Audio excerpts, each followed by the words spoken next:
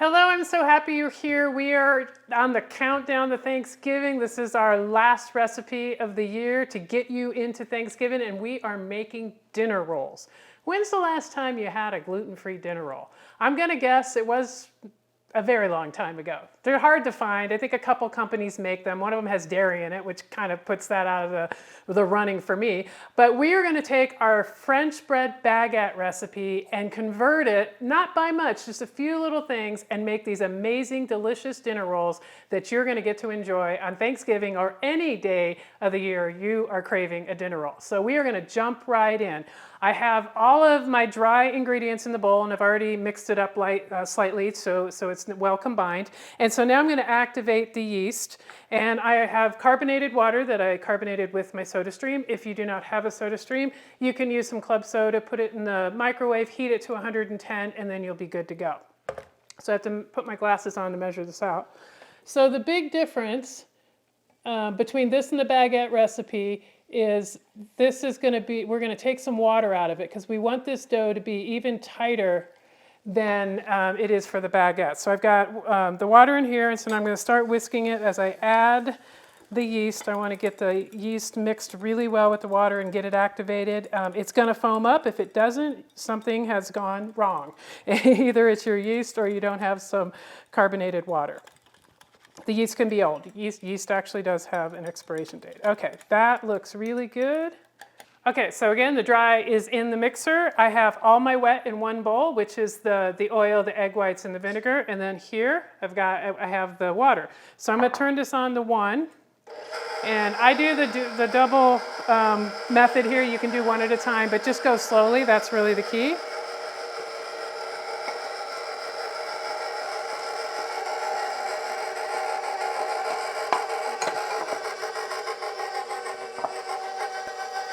Okay, you're going to start to see it come together and get a little thicker, then we're going to go up a speed.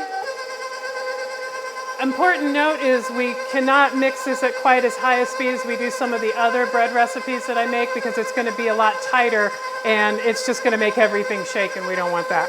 So now I'm going to go up another notch. And I'm going to go up one more notch and mix for about 2.5 to 3 minutes.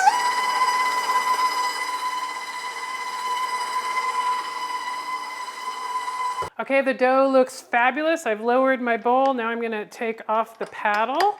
And if I might have forgot to mention this earlier, before you start mixing, preheat your oven to 400 degrees. So I have a bowl of hot water here that I'm dipping my fingers into because I'm going to need the water because the dough is very sticky as I pull it away from the paddle here because I don't want to waste too much. I want all that I can get off of this paddle. Okay.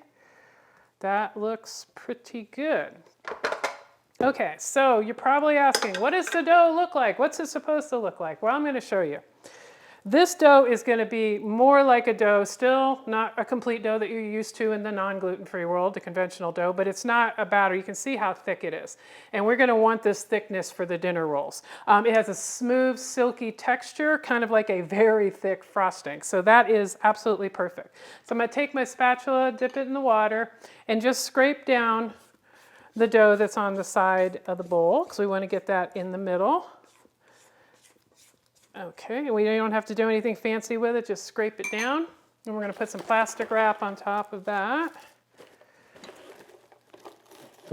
And now I'm going to sit this on top of the stove, and it's going to benefit from the heat that's coming up from the oven venting through the stove. It's going to sit there for 20 minutes and rise, and then when it's done, we're going to scoop up some dinner rolls. The dough has been rising on top of the stove for 20 minutes. It looks wonderful and perfect. So we're going to get this scooped here. But first, I want to talk about one thing that we're doing different than we ever do with any of the other baking recipes is we're going to do an egg wash. And one of the reasons we're going to do an egg wash is I'm going to do some of the dinner rolls with some seeds on them, just for variation. What I did before I got started is I have about 1 egg white and then about a teaspoon of unsweetened cashew milk, and I've mixed it together until it kind of froths up, and it's not as frothy anymore because it's been sitting here. So we're going to use that as our egg wash, and I have my seeds ready to go.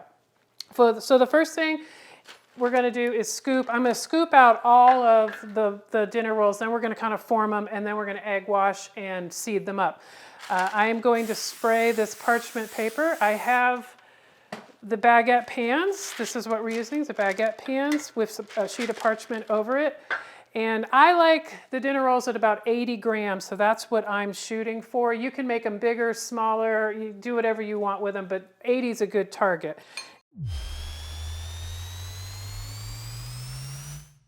I have all the dinner rolls scooped out, so now I'm going to start forming. I'm going to put this pan in front of me and concentrate on this. And when I say forming, it's really kind of making a ball. So, and there's no perfection here. So I take it in my hands, and you want to make sure, you want to dip your hands in the water, but you don't want them to be too wet either, because you want to have some grip on this.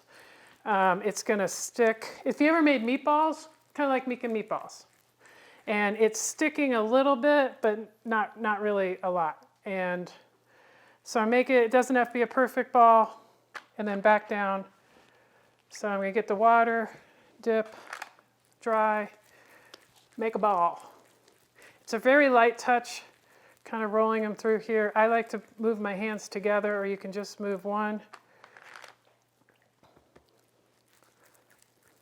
Whoopsie, that guy tried to get away. Okay. If you have kids that like to bake with you, they'll love this part of it. They can help you make the balls. I've scooped and formed all the balls, and now we're ready for the egg wash. I'm going to just give it a good quick whisk here. And you don't want a lot of egg wash. Just a little bit will do. And I'm just going to get some on all. What the egg wash is going to do is, one, help the seeds to stick, and two, help them brown a little bit more than they might normally. Now, I'm not going to put seeds on all of them. You can egg wash, or you could choose not to egg wash if you're not doing seeds. I recommend the egg wash if you're doing seeds, because your seeds won't stick as well if you don't use the egg wash. Okay, they're all egg washed, and now choices. Which one get poppy seeds, which one gets sesame seeds, and which ones get Rich's favorite everything bagel blend that he gets from Trader Joe's. We're going to start with this. So hopefully I get enough of this on here for him. Okay, so we're going to do 3 like that. Now we're going to do some sesame seeds. Let's do this little guy. Maybe I'll learn to like seeds on my dinner rolls. I don't know. We'll see. 3. Did I do 3? This guy needs some more. He looks sad. And now poppy seeds. I think I might like the poppy seed one the best. The seeds aren't so big. So this recipe, depending on how big or small you make your dinner roll, is going to get anywhere from 12 to 13 dinner rolls. Now, you don't have to obviously eat them all at one time. When these come out of the oven and they cool down, you can put them in the freezer, pull them out, and then heat them up whenever you want them for dinner.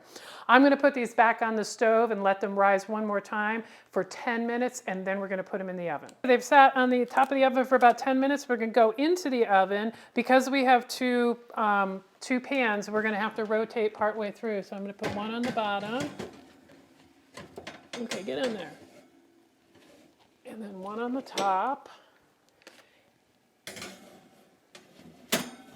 And then I'm going to set the timer to 7 minutes, and then I'm going to rotate them. Okay, it's flip time. Ooh, they're looking so good. Oh my goodness, look at them. That guy looks like he has an appendage, but he'll eat well. Oh yeah.